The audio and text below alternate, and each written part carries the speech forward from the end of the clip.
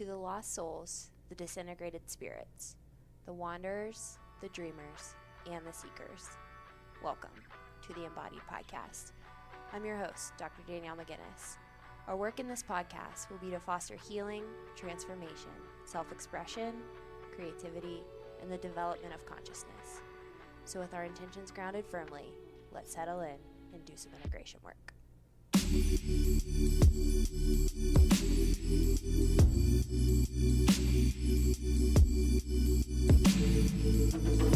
Hey friends, in today's podcast, I wanted to do something a little bit different. I wanted to offer a recording of one of my workshop series calls. Currently, I am doing a workshop series called the Mother Archetype Workshop Series, in which I am exploring the book, The Mother, Archetypal Image and Fairy Tales by Sybil Burkhauser-Ori, with a group of women, and we meet every other week and talk about this content.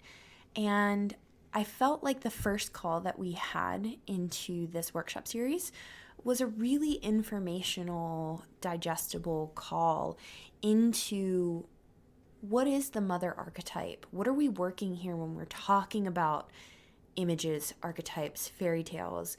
And I figured that the conversational, dialogical aspect of this workshop series would be really cool to share with the podcast listeners to get a glimpse into what this workshop series is all about and what we're exploring, and just to inform people and educate people on archetypal principles, archetypal ideas, and these images that I feel get so perverted in modern culture, where we're using and exploiting archetypes to make money and to convince people of their healing journey moving a particular way. And so to deep dive into this content and have a dialogue about it, you can hear people in the workshop series ask questions. It really just creates a really rich dialogue around this material, and I wanted to share that with you guys. This workshop series is currently halfway through, so we're about 6 or 7 calls into this particular workshop series, but I'll be launching one probably in the summer will be the next one, because I'm getting married in May, so there's a lot going on in spring. So the next one I'll do is probably in summertime, and so if you're interested in that, make sure that you head to the show notes and join my free community, because I always put announcements on my free community and updates. The workshop series are pay what you want. They're donation based.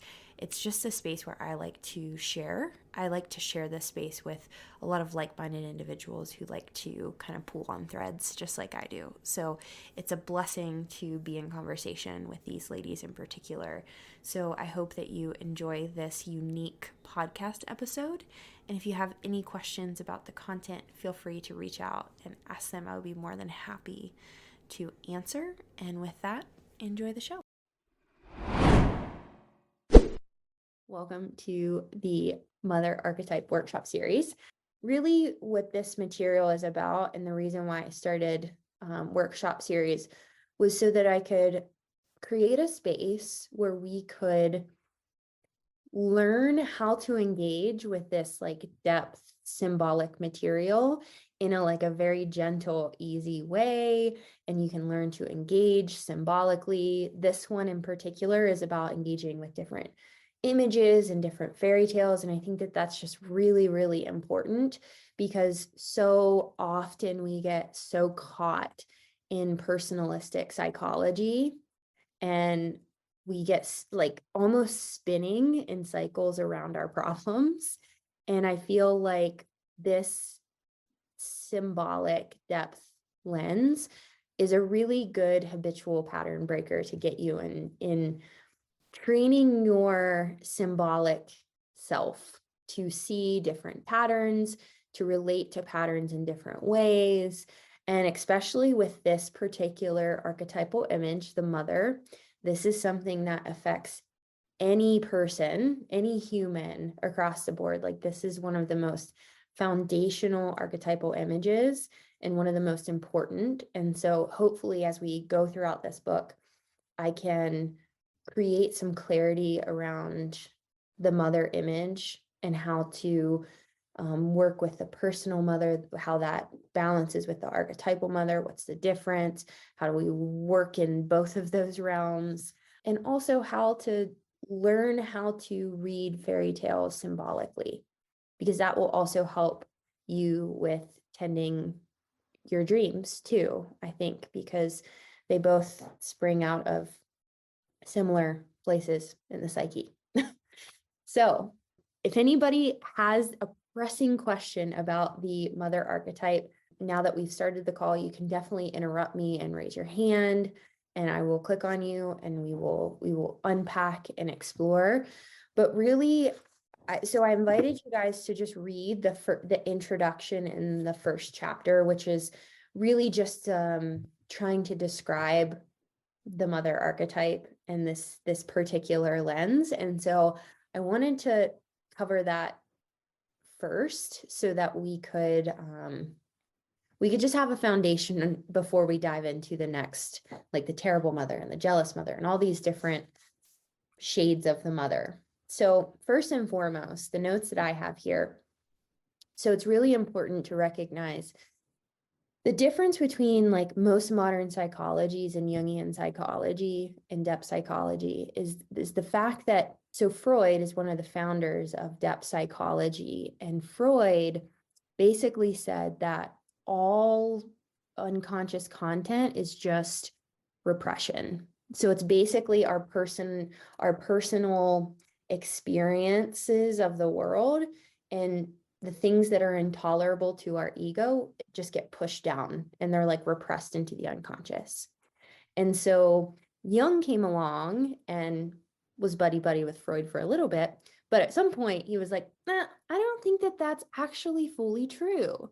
Jung started to realize that there might be this collective layer of the unconscious where this mysterious content arises out of this layer that isn't so personal.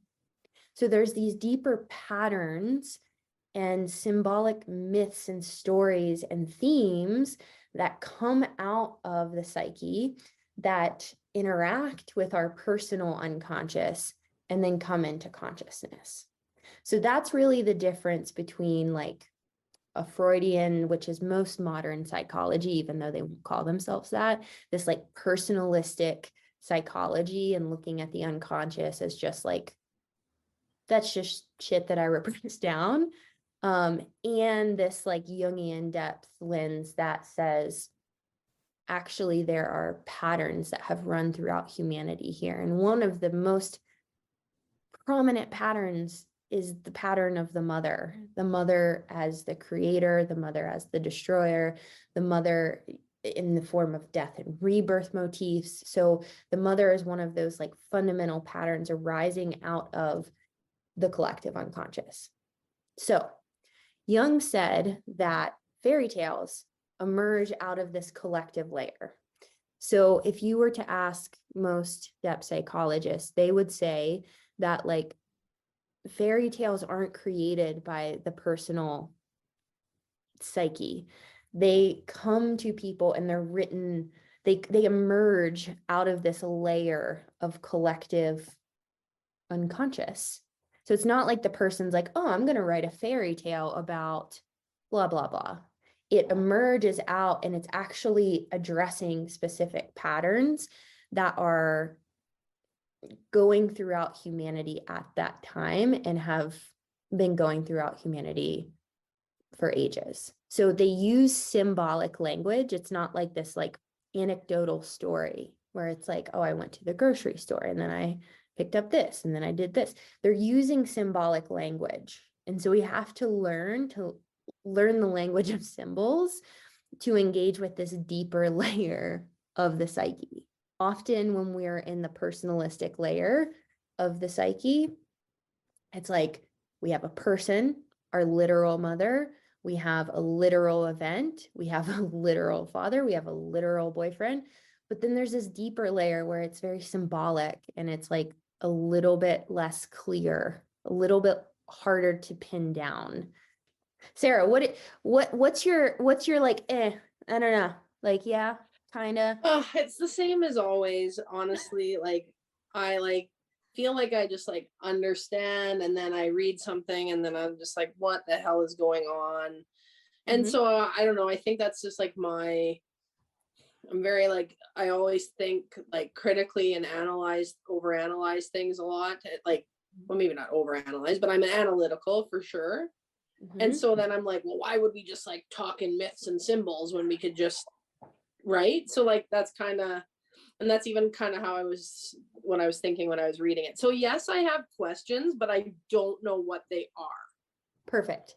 So that brings up a really great point, and this is something to just be mindful of, is that, Sarah, you might not have in your personality type, like intuition might be a little bit lower down the spectrum for you. You might be like a thinker, right? And so you're looking for gaps and analyzing and seeing, trying to solve the problem, right?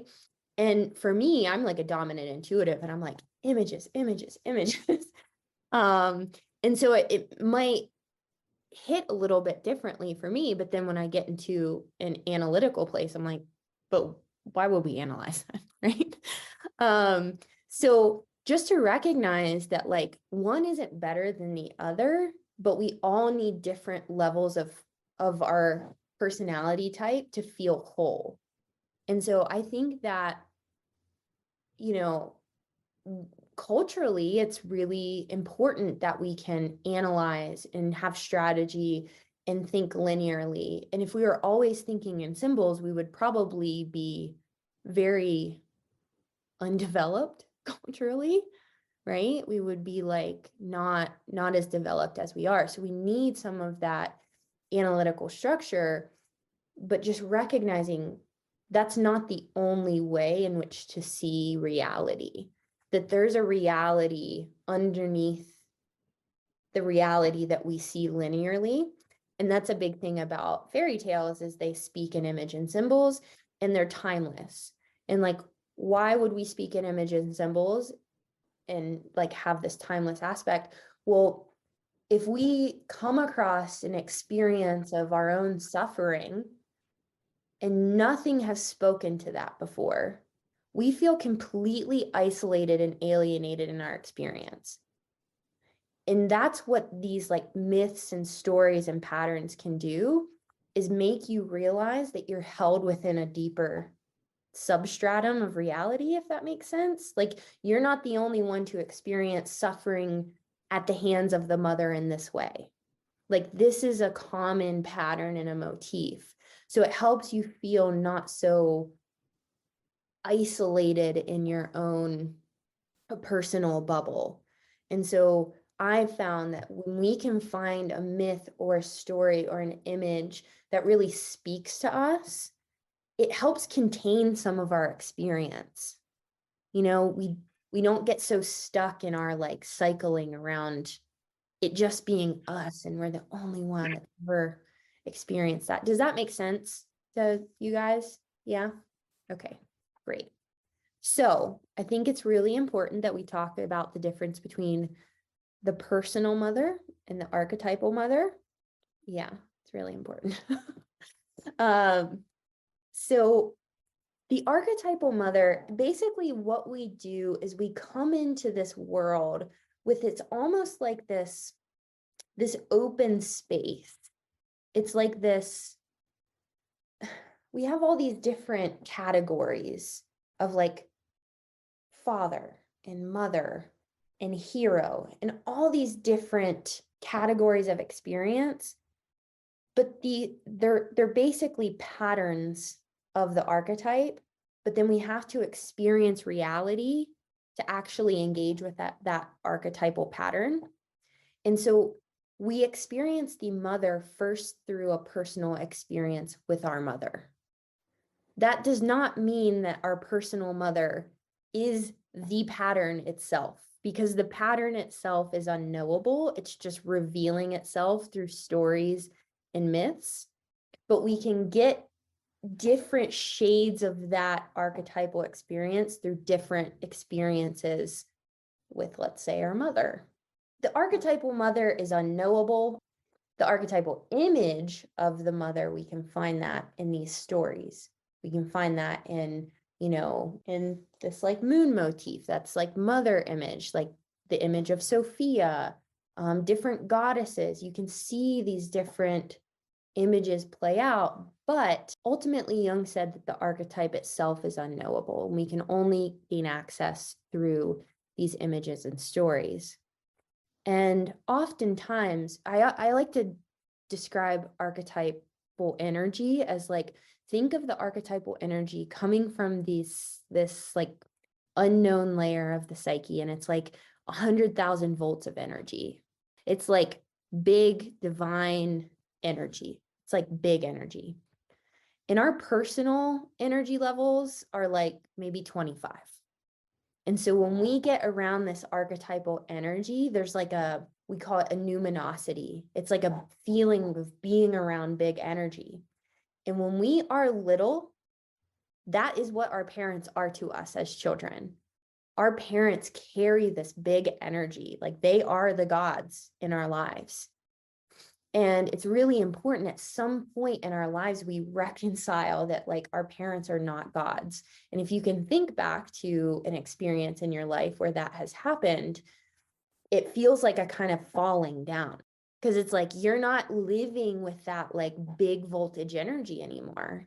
You're like in the human realm. And also we start to see like this imperfection of our actual mother or actual parent or an actual person. So the difference between the archetypal realm and the human realm is there's something like divine and superhuman about that realm. No matter how awesome or how awful or how perfect your mother was, it's not the archetypal mother. And we can look at our experiences of mothering in our lives and see if those individuals were not being influenced by different shades of the archetype. So if you had an experience with your personal mother that was like indifferent, like kind of withdrawing, that would be that terrible mother energy kind of unconsciously working through that person. That person is like a vessel for all this unconscious energy. And that's why it's really important to just be aware of these patterns, is because we're all influenced by patterns. And so we want to be conscious of those patterns that we are influenced by. So something that she said in the book was that the archetypal mother doesn't reflect literal reality, but psychic reality. And so our literal mothers reflect literal reality, but these divine energies, like that 100,000 volts, that's a psychic energy. It's not a literal human energy. And we want to talk about the different sides of that energy. And that's kind of what this book goes through, is talking about, the different faces of the mother. It's never just, we would love for it to be the good mother. That would be lovely. And we see that in a lot of Disney movies. Well, actually, no, a lot of Disney movies have a lot of images of terrible mothers. So I would say modern Disney movies are a little bit more good mother-esque. So we want to see the different sides because there's a lot of energy here. She's a lot of things, this like archetypal mother. So I listed out some things that she had put in the book. Basically, this is something that I'm really interested in, and probably I'll write my dissertation about at some point. The mother is basically this like darkness in which all things spring out of. So she is like the birth of consciousness itself. So if we look at the mother as unconsciousness, everything springs out of the mother. She is the creator and the birth vessel of consciousness. In that darkness can be creative or destructive, right? It can create new consciousness, but it can also pull you down into complete nothingness void. and that be incredibly destructive. And I think that maybe we've all had some type of experiences in our life where we've hit like a quote unquote dark time, and it's been a catalyst for immense creation of wider consciousness. And we've also hit a dark time and felt the stagnation and pull of like depression and not moving and just sinking into nothingness. Those are different sides of exposure to the mother archetype. But mother as darkness, I think is really important. And she talks a lot about the way that we see darkness depends, a lot of our personal experiences with our mother. If our personal mother was unable to hold an adequate vessel and container for us to be in like hard times, we might experience the mother as like the terrible mother. Mother as the creator of consciousness, mother as the body and the mystery of matter. So our container that we call the body in the human realm is this kind of like psychic scaffolding or vessel in the psychic realm. So a lot of times when people have poor relationships to their body, speaking from experience, my experience has been, I can't get in right relationship to this vessel. And I've experienced the mother energy as like not being a vessel, just being complete void. Like there's no scaffolding, no containment. That's an experience of the terrible mother as well. The container of the soul as mother. Something else that she put in there is the wisdom and the spirit that transcends reason. There you go, Sarah. That's a good one for you, right? That paradoxical reality that transcends reason. So usually the masculine principle is the principle of logos, the principle of creating order out of chaos. That's the logos principle. The chaos typically is the mother.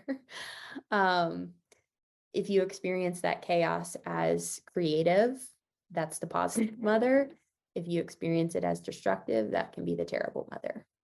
So we can see how there's definitely like a polarity here of like different ways that you can experience her. I wanted to read this quote from Jung on page 14. He said, "The place of magic, transformation, and rebirth, together with the underworld and its inhabitants, are presided over by the mother." So the mother is the one that oversees all of the underworld happenings. On the negative side, the mother archetype may connote anything secret, hidden, dark, the abyss, the world of the dead, anything that devours, seduces, poisons, that is terrifying and inescapable, like something such as fate. Something that she mentioned too is this moral ambiguity of the mother. And we've kind of talked about that a little bit. And I think it's really important that the way that the mother archetype can manifest in your life is how you relate to that part of the psyche. So if your mother was completely unconscious of this mother archetype, there's a high chance that there's the shadow sides of the mother, the terrible mother, can play out unconsciously in your relationship.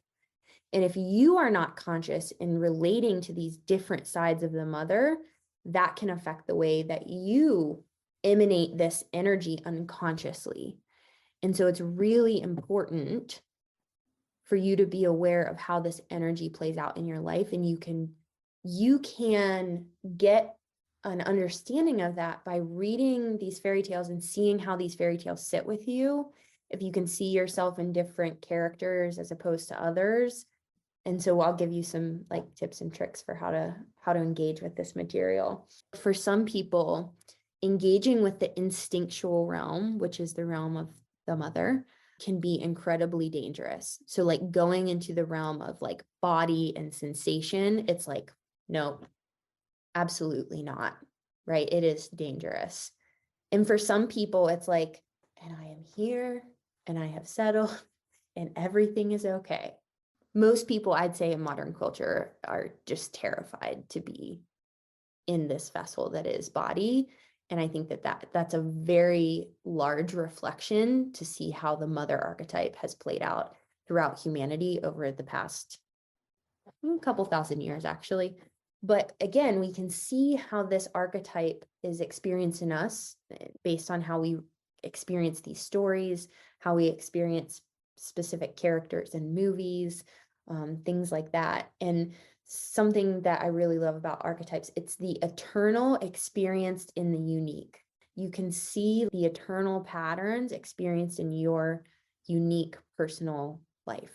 Somebody might have, especially in this group, we can see probably different shades the mother archetype. Some people will have an experience of like the good and the positive mother, and other people will not. And, you know, a lot of my work and somatic work in particular is actually trying to evoke and constellate an experience of the positive mother, the mother that is consistent, the mother that can contain and hold and kind of put the guardrails on chaos and say, it is okay, we can be with this. Because a lot of people actually had no guardrails, no containment, no mirroring, no support. And that's most people's experience from what I've seen in my work. So she said that an act of creativity can help free the instinctual bonds to the mother.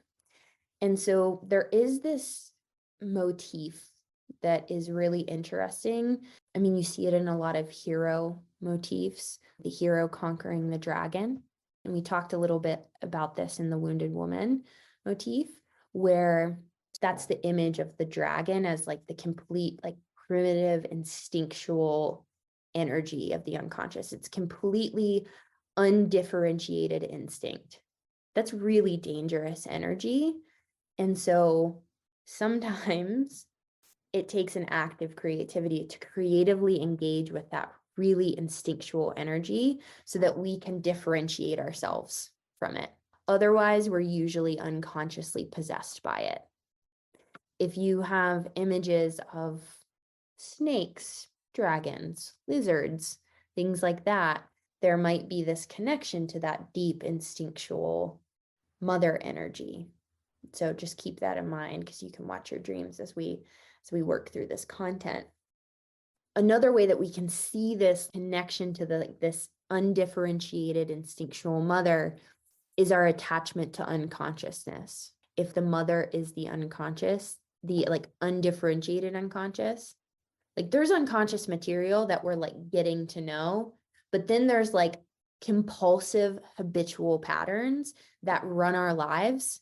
And if we become coming from a background of being addicted to exercise and having an exercise addiction and, you know, a lot of eating disorder patterns, that is a very prime example of an attachment to an unconscious compulsion or being possessed by the unconscious mother.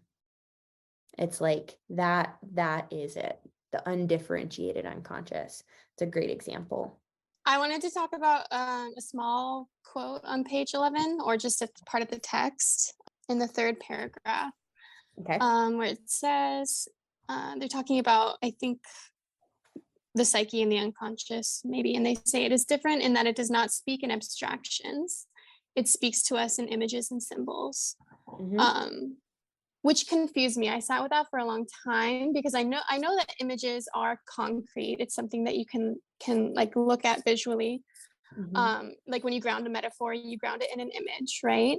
Mm-hmm. But I'm confused by the idea of that the psyche does not speak in abstractions, because we're using the symbols and the images sort of as allegories, right? Or as like a story to put yourself in, sort of. So yeah, I just felt very conflicted and confused by this.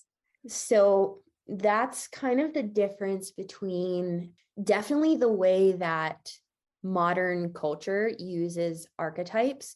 They kind of have become a little bit like abstractions from what I understand. But the thing that Jung was very adamant about is that these are living images and symbols. Like there is a reality to the psyche. It is real, and that it's showing up over time, that it's not just this thing that was made up out of nowhere. Like there's a living reality. Like when you have a dream about a serpent, that serpent is real. It's not just this abstract image of, it's like, if you can engage with this content in that way, it pulls it down out of abstraction into lived experience. And that's how I would encourage you to engage with this material, connecting to the felt sense. That, I mean, Jung always said that psyche and body are not separate. And oftentimes we do separate them. And this psychic content becomes abstractions because they're just mental images. But images live in the body. They aren't just floating around in this psychic space. There's a reality to them because they affect us. And that's really what that means. Does that make sense? Yeah, it made me think about, I haven't read too much of Jung, mostly quotes or people talking about him. Mm-hmm. But I've read that he says like not to try to make too much meaning of the image, which feels confusing. And I think you probably have a lot to say on that. Maybe you could elaborate. Yeah, so oftentimes we're so quick to jump to meaning because I think meaning frees us from having to grapple with what it is that's happening in our experience, that we actually don't know what it is. But from my experience in working with particular images and working with the psyche, the meaning is inherent in the image itself. What's meaningful for you might not be meaningful for somebody else. But if you stumble across something that does evoke this felt sense, you can tell that you're in that archetypal realm because you can feel that energetic pull. And if you can learn to create psychological faith, and that means faith that there is a reality of the psyche. And when you continue to work with it, you see how it kind of shows up and manifests. And if you work with your dreams, you can continue to have faith that there's like an interaction or an engagement there. But the meaning is inherent in the image. We don't have to, as my fiance says, we don't have to pin the butterfly to the wall to study the butterfly and sense the beauty in the butterfly itself. We can watch it fly around and see what's happening in us. And that's just as meaningful. It's just a completely different way of orienting. Does that make sense? Yeah, I'm sure I like that image that you said that your fiance gave of like, don't pin it to the wall or whatever. Yeah. And we do that. We're like humans, we're the humans that are trying to explore the mysterious unknown. And when we get into the realm of mystery, we like impulsively want to do all of these things to try to like pin it down and like fit into our personal framework. And that's really not what this work is about. It's about us taking our personal experiences and engaging with these stories and like widening our consciousness, that we're not just this like little thing living in this little life, that there's actually so much more happening around us and with us. Just noticing the impulse to pin it down. We want to do that all the time, but I think that is a aid in escaping uncomfortable confrontations with that which you do not know. When we're developing that imaginal ego or that symbolic ego, that like part of your sense of self that can like go into this realm of images and symbols, we want to create enough capacity to restrain ourselves from that's what that is, and that's what that means, and this is this, and that's that, because it starts to stagnate things a little bit. So interesting, because it seems so counterintuitive to, I guess, how we're conditioned when thinking about like an image or like to interpret something, but yeah. 100%. And it's really interesting, in my somatic experiencing training, the gestalt of the way that we work with the body, the image channel is one of those channels. And we would think that image is just visual, but like actually image is not. It's image is connected to the senses, like all 5 senses. So we can experience image through various different ways, not just seeing. And so we can think of like, we've heard of maybe different levels like of intuition, that some people are like clairvoyant and some people are, these different voyancies. They can see, they can hear, they can sense. So that's how you can kind of like work with images in that way. So, and symbols. So really great questions. Hey, so is it really more of a way of just letting these images just sit in your body and trying to feel how they feel like inside, and not really trying, like you said, not trying to place a meaning on them, and seeing how it resonates within your body and within all your five senses and stuff like that? Is that what you're saying? Yes, we can definitely engage. It probably feels foreign for a lot of people to do that, right? But that would be my invitation. And this is a really good maybe introduction to, okay, I did this in the last workshop. So if you guys imagine that you are walking into a house, okay? So you're walking into this house. Imagine the house that you're walking into. Okay. You just feel yourself, see yourself walking into a house. And then you're in the foyer of the house, whatever that looks like. And around the corner, this mother shows up. Who is it that you see walking around the corner there? Maybe write that down. Note that image of the mother that you see. Maybe it's your personal mother. Maybe it's an aunt. Maybe it's some old woman that you have no idea who she is. Maybe it's some like really nasty lady. I don't know. But what you can do with that is then you can check in. What was that like for you to see that woman? Did that make your heart swell? Did that make your stomach drop? Did you feel tension all over your body? What was it like for you to see that woman? And coming back to Milena's question there, if there's not a living reality to the psyche, whatever you just saw and experienced, try to explain what that was.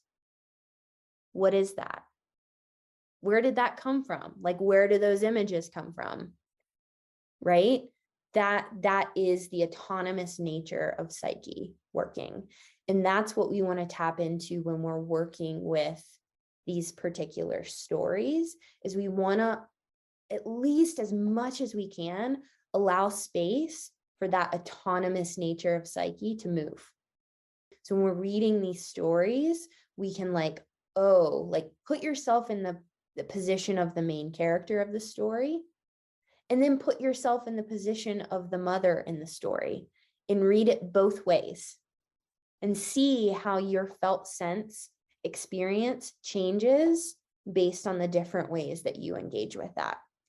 But that is a big part of depth psychology, and Jung in particular recognized that the psyche has an autonomous nature to it, that these images have a living reality. And if you turn towards it, there's going to be an engagement there. I've talked about this in the past with you and with some folks in this group, I think a little bit, but like there's like, 2 or 3 page section in the Mother Archetype chapter where they talked a lot about like fairy tales kind of stemming from Christianity and that kind of thing. And I just I'll be honest with you, like I kind of glossed through that and skimmed through that page. I was wondering if you could kind of like summarize that and maybe put it in a little bit more of like a agnostic perspective, maybe, or I don't really know what I'm asking. I'm not necessarily asking you to do my homework for me, but well, I think that it's really important to recognize that no matter what spiritual perspective we identify with at all, we are nested within a culture that is influenced by this Christian symbolism. Like it's steeped in it. Like our whole culture is like fueled off this very patriarchal God image. And actually, Sarah, I think that you might appreciate this. If you don't resonate with that Christian God image, a lot of I'm taking a class right now, actually. It's called The Religious Function of the Psyche. And something that's really important in Jung's work is he recognized that there is a lot of value in Christian symbolism, but the way that it's played out is often unconscious sometimes. And so he went about his study of religion by avoiding the metaphysical kind of presuppositions. He's not saying, is God real? He's not saying that. Where does God come from? Where do these images come from? He's saying, as a scientist, as a psychologist, looking at these patients coming into my office, this is what I'm seeing, and these are the patterns that are taking place.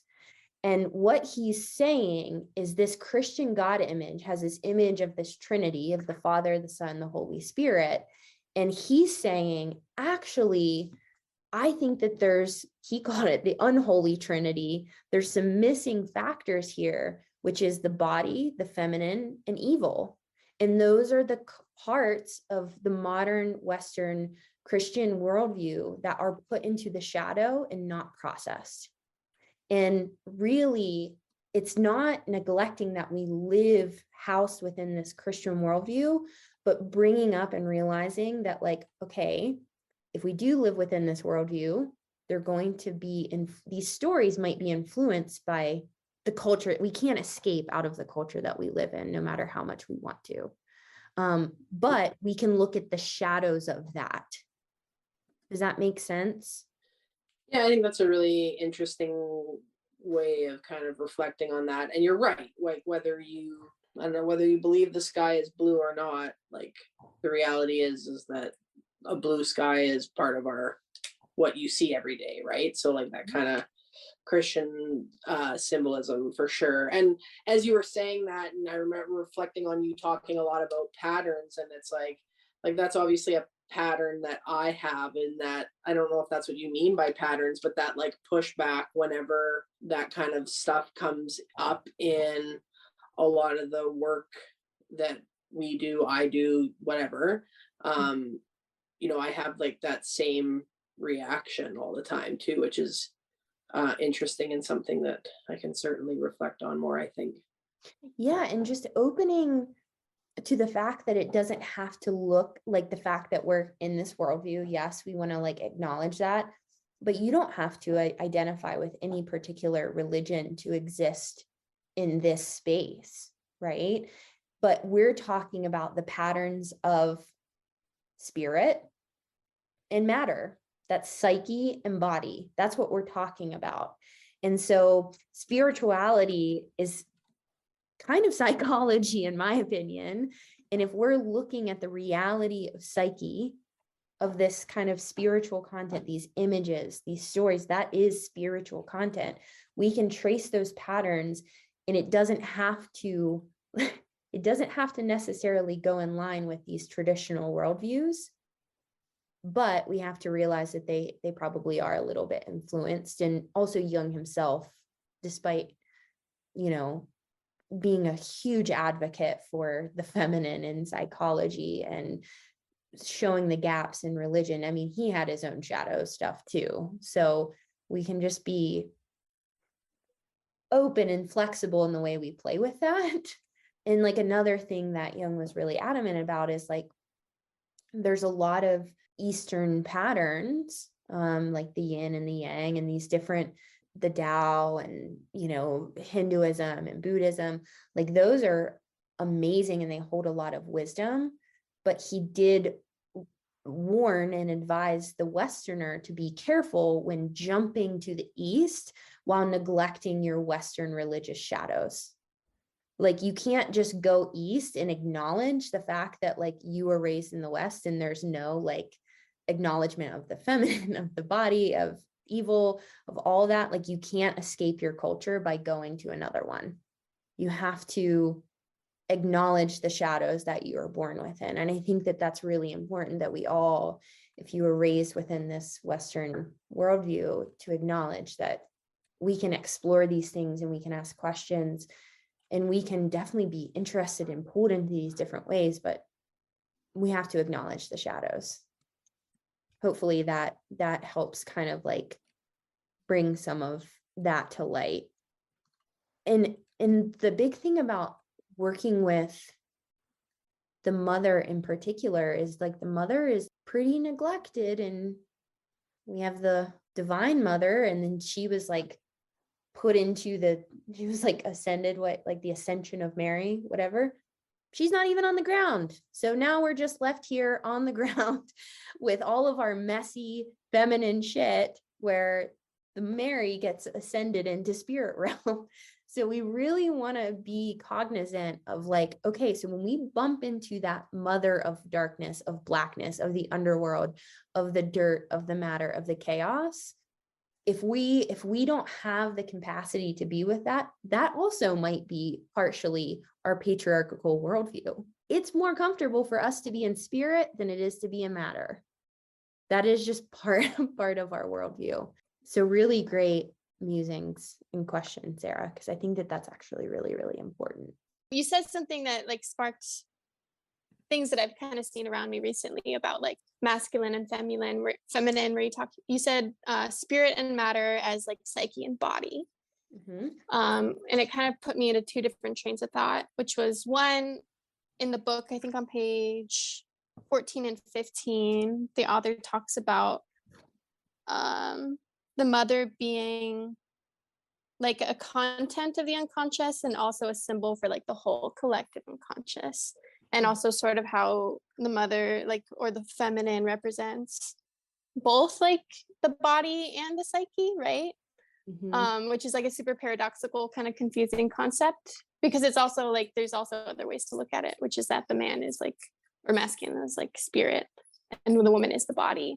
And I feel like we've been conditioned to kind of think the opposite, at least when I talk to people about like feminine masculine archetypes. They're like, oh, men are so like, they're about the body and being grounded, and the women are like up in the air, and like, you know, and it's also playing off of like some really toxic like gender roles and things that we think about people in general. But yeah So I think that this is partially our patriarchal worldview. I hate to put everything back onto patriarchy, but like it's pretty toxic at this point. So, but like this matriarchal worldview where, you know, like the mother and the goddess was at the center of a lot of things. There's a really, really interesting film. If you guys have any background in Christianity, there's a Netflix, I don't know, no, it's Amazon. It was a Netflix or Amazon series called The Red Tent. And this was a story about Jacob's daughter, Dinah. I think Jacob's daughter, Dinah, told from her perspective, which is really interesting because a lot of these biblical stories are told from the masculine perspective. And this is kind of like a turn it on its head, and it's like told from this feminine perspective. And actually in this red tent story, there was this red tent where all of the women in the community would gather in this red tent when it was time for menstruation or childbearing or something like that. And they had all of these goddess statues in that tent. And that was very much like not okay outside of the tent. Like they weren't allowed to tell anybody that the goddess statues were in there because that was against this kind of patriarchal God image. Like that would be very, very not okay.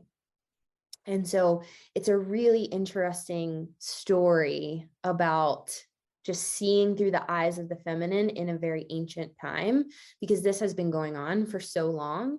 But these matriarchal cultures that were before patriarchy, way, way back, BC, like way, thousands and thousands of years BC, it was like the goddess was at the center of everything.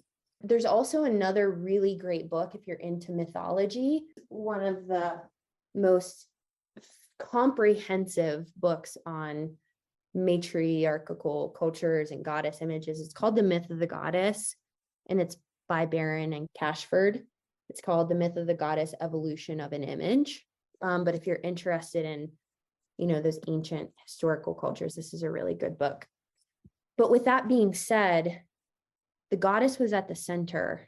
This means psychologically, consciousness and that seed of consciousness comes out of the darkness. And if you even look at the Bible, at the beginning, it was just all darkness. That would be the goddess. And then there was light. And then spirit came out of that. So this seed of consciousness, which we could call masculine, maybe, I don't know if I really want to be that pinning down on it, but this spiritual impulse comes out of the unconscious, which is feminine. And often I think the unconscious gets a really, really bad rap. But I think it's because it's been so repressed and feared and not taken seriously. So I don't know if that helps answer your question, but yes, I think that the mother as the creative matrix, the womb of consciousness, that's a way that you could think about it or image that. And often there's another book called The Origins and Histories of Consciousness by Eric Neumann. Not an easy read, but there's a lot of myths in there about mother-son incest, about these like heroes that, you know, are still like son lovers. So they're like still attached to the mother. They haven't like been able to separate themselves from the mother. And that's basically psychologically when we have this divine spiritual impulse of consciousness, but it's not differentiated yet from that ground of where everything comes from. So I think really ultimately what we can do is learn to relate to that ground, that psychological ground. Again, like Jung warned about like taking the unconscious seriously. And I think that this is something in studying the unconscious that, like, you know, shadow work, like pop psychology shadow work has become like, oh, I'm just gonna like dive into the unconscious. And it's like, you probably shouldn't do that. You need a container to like help process, because this is living material. There's a reality to this stuff.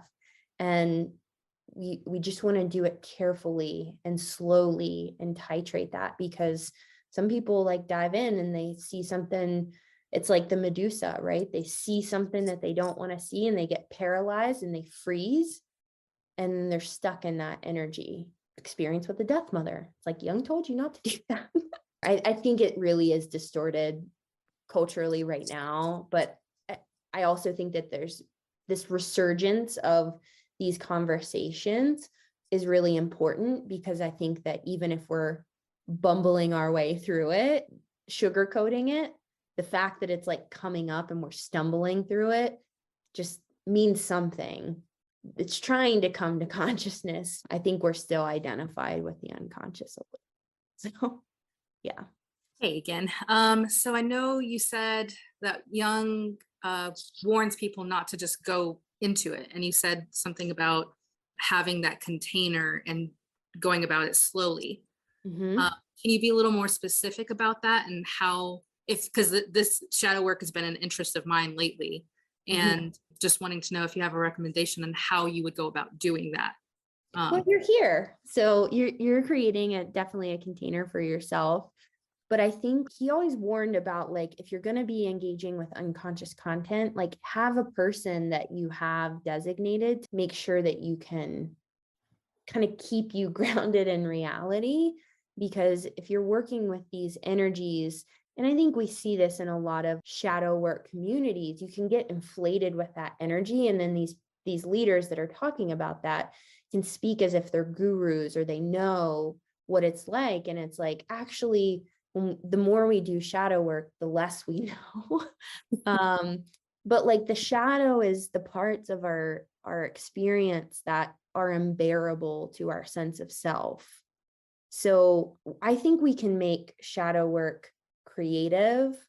And I think that it doesn't have to be a particular way, but like it's going to bring up some of the most visceral, intolerable somatic experiences if you're really into the shadow. I think it's just really important to, whether it's having a professional that like can help you process that material. But like, I think that shadow is in the body. I think the shadow is held in the cells of our body. And like when we're really getting into that deep, intolerable, split off affect, it's traumatic material too. So just having somebody to anchor you if you're diving into that realm, even if that's like just having a journal too, I think that that's probably important. Yeah, Susan reminds me of people taking psychedelics without a sitter or container. Definitely.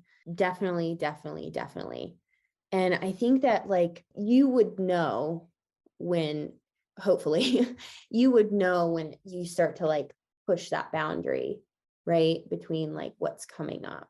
And I think trusting that it would be nice to have like a objective set of eyes here, or have someone to have this conversation with. And that's really what I'm trying to do with this container in particular, is like when I asked you guys about the image of that woman walking around the corner, that's like bringing something out of the unconscious, right? But there's a space to hold it, in recognizing like you don't have to go in and take that image any farther than what you just took it. Blow out our ritualistic metaphorical candles and just like leave that there. That's kind of what I mean, is like make sure that you're not just what Susan said, like the metaphorical psychedelic. I'm just going to blow the doors off this bitch and like see what's in there, because you just don't necessarily know what you're going to bump into. Thank you. I appreciate it. So am I right in assuming that the next few chapters will be like, we'll read a fairy tale and then kind of, okay, I didn't look ahead. But What? You didn't prepare? No. I don't know, like I was just kind of like I was expecting a fairy tale, I think in the first chapter or something. I don't know what I was expecting. I'm here for it, whatever it is, but I was just kind of wondering. Then we go into Snow White, I believe. Fairy tale of Snow White. A little different than the one we see in Disney. So that'll be interesting. Anytime you get into like some grim stuff, you'll be like, oh, like in Cinderella and the Grimms, like the stepsisters get their ankles cut off. Mm-hmm. It's like that doesn't happen in the Disney movies. Yes, I think they made us a little bit sensitive to the actual fairy tale Glamour, kind of, even there is some stuff that kind of scared the crap out of me when I was little, but I think that's my own mother complex. The thing that I could invite you guys to do is just pay attention to your dreams over this workshop series. Pay attention to your dreams over the series of these calls, because it was very interesting during the Wounded Woman how so many people started to notice certain things come up, certain situations in their outer life, certain dreams come up. So just pay attention to the images in your dreams. Just pay attention to that. And if you've never written your dreams down before, here's your invitation to start. And if you have a dream that feels like completely insignificant, but you're like, oh, Danielle said to write your dreams down, write them down. And we can also bring those. I know that dreams are sacred things in the personal psyche, so I definitely don't want to pressure any of you guys to bring a dream. But if there's something that comes up that feels relevant and you want to share, just know that this is a contained space, and we'll honor those images, and we'll use those for greater psyche. Are we not supposed to be trying to make meaning out of them? We'll just let them for now. We'll just let them. What we can do is we can just allow those to, it's psychic energy, right? So we'll allow those to infuse our space. Again, you don't have to share those, but just like the fairy tales are infusing our space with psychic energy and symbols and images, so can your personal experiences. And also you guys can start to reflect on, like, in your life, maybe where you have had confrontations with the positive mother, and maybe where you've had confrontations with the negative mother. And you can start there at that kind of dual polarity of the positive and negative mother, that good, nurturing, supportive, feminine energy, whether that's hopefully during this call, hopefully I'm not constellating the negative mother. Or maybe that's a mentor that you had along the way, or maybe that was a lady in kindergarten that took your hand and like helped you get your stuff into a cubby and you remember that so much. Or maybe that's your grandmother or an aunt.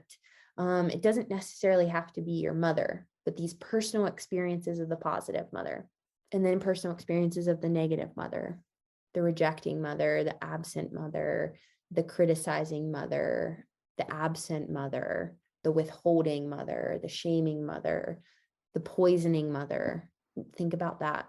I can think of so many teachers throughout my elementary school experience that were like really not positive mother energy. Like they terrified me deeply. So you can kind of like contemplate that for the next time. I hope you guys have an amazing evening, and I'll talk to you guys soon. I'm excited to be back in container with you guys. So yay.